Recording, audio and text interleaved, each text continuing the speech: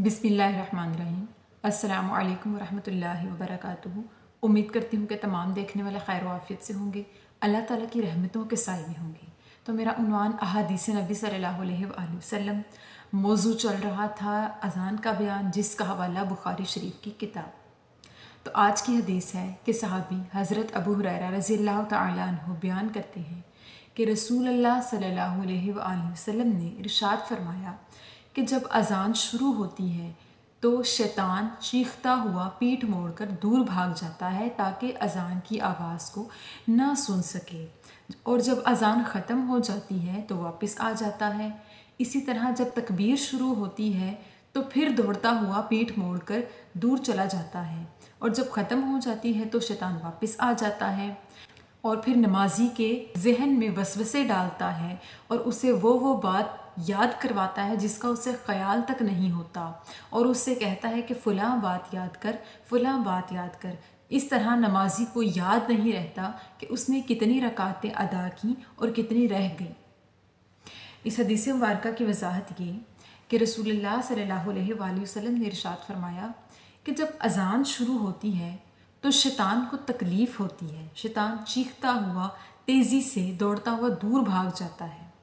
और जब अज़ान ख़त्म हो जाती है तो वो वापस आ जाता है, क्योंकि अज़ान के कलिमात शैतान को तकलीफ़ देते हैं। उसमें अल्लाह और उसके रसूल की हम्दो सना के साथ साथ नमाज के लिए ऐलान किया जाता है, और उसे इस बात का इल्म होता है कि लोग अभी नमाज पढ़ने के लिए अल्लाह की बारगाह में सजदा रेज़ होने के लिए इकट्ठे हो जाएंगे, और तमाम मुसलमानों को इस चीज़ की दावत दी जा रही है कि वो आकर अपने रब को सजदा करें। तो इस बात पर शैतान को तकलीफ़ होती है और वो चीखता हुआ दूर चला जाता है, और जब अज़ान ख़त्म हो जाती है सब नमाज के लिए खड़े हो जाते हैं, अल्लाह अकबर की तकबीर कही जाती है, उसे फिर तकलीफ़ होती है, फिर वो चीखता हुआ दौड़ के तेज़ी के साथ दूर चला जाता है, और फिर जब अल्लाह अकबर की सदा ख़त्म होती है तो वापस आकर नमाजियों के दिल में वसवसे डालता है, उनके दिल में बुरे बुरे ख़यालात पैदा करता है, दुनियावी सोचें आती हैं। तमाम नमाज पढ़ने वालों को तरह तरह के ख़यालात आते हैं कि मैंने फ़लाँ काम किया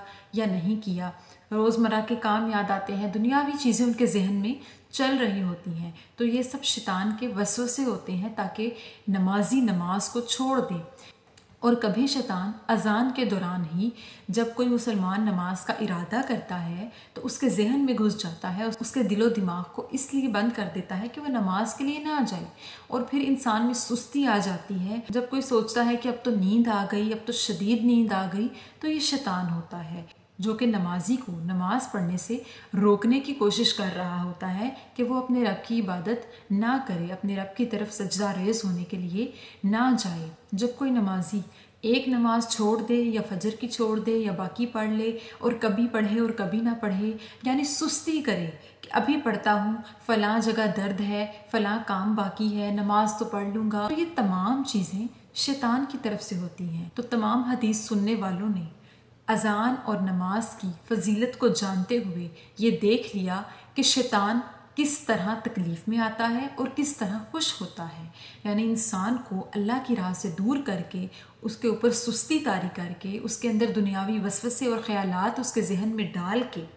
खुश होता है। तो तमाम हदीस सुनने वाले ये जान लें कि जब भी अज़ान हो उसे गौर से सुनकर अल्लाह के फ़र्ज़ को अदा करने के लिए जाना है या फिर शैतान को राज़ी करना है और अपनी सुस्ती और दुनियावी ख़यालात पर ज़ोर देना है। अब ये फ़ैसला तो इंसान के अपने हाथ में है। अल्लाह ताला ने इंसान को दो रास्ते दिखा दिए, दोनों की गहराई भी दिखा दी, महसूस भी करवा दिया कि अल्लाह की तरफ जाने में और अल्लाह ताला के फ़र्ज़ को अदा करने में कितना सुकून है, रूह की ग़िज़ा पूरी होती है। अल्लाह ताला उस शख्स के सीने को खोल देता है, अपने नूर से मुनव्वर कर देता है, जो अल्लाह के ज़िक्र में मशगूल रहता है और फ़ौरन से अल्लाह ताला के पुकारने पर अल्लाह के हुजूर जाके खड़ा हो जाता है और उसके आगे सजदा रेज़ हो जाता है। तो अब ये फ़ैसला आपके हाथ में है कि आपने शैतान को राज़ी करना है या अपने दिल को अल्लाह के नूर से मुनव्वर करना है। अल्लाह ताला से दुआ है कि अल्लाह पाक हम कुरान और सुन्नत की पैरवी करने की दिलो जान से तौफीक अता फ़रमाए, और हमारी नमाज़ों में खुशू व खुज़ू अता फ़रमाए, और हमें सच्चा पक्का मुसलमान बनाए। आमीन सुम आमीन। शुक्रिया।